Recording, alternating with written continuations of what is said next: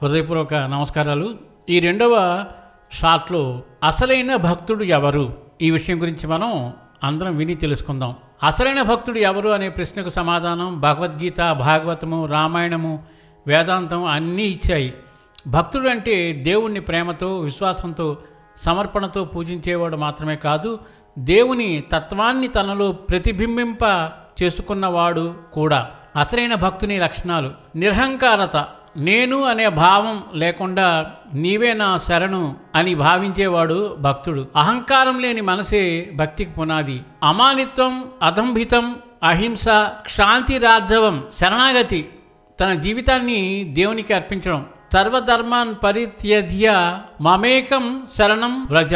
భక్తుడు తన కర్మ, ఫలం, గమ్యం అన్నీ భగవంతునికే అప్పగిస్తాడు. దయ, భక్తుడు అందరి పట్ల కరుణ కలిగి ఉంటాడు. మానవులు, జంతువులు, ప్రకృతి అన్నీ దేవుని సృష్టులుగా చూస్తాడు. అద్వేష్ట, సర్వభూతానాం మైత్రః కరుణ ఏవచ.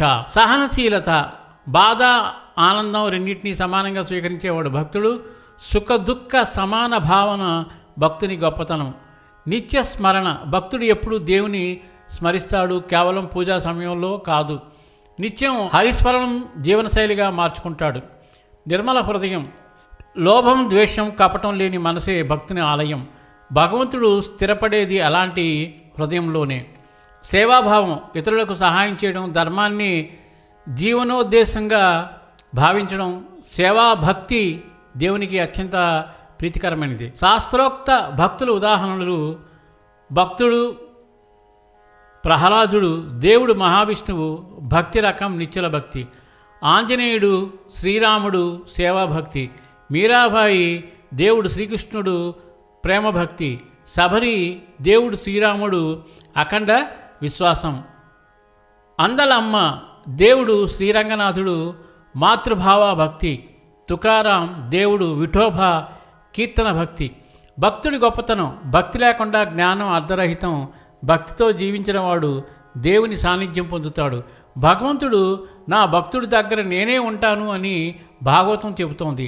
సారాంశం: అసలైన భక్తుడు అంటే భగవంతునిపై నిష్కపటమైన ప్రేమ కలిగినవాడు, తన మనసును, మాటను, కర్మను దైవసేవలో మలచినవాడు, అందరిలో దేవుణ్ణి చూసేవాడు.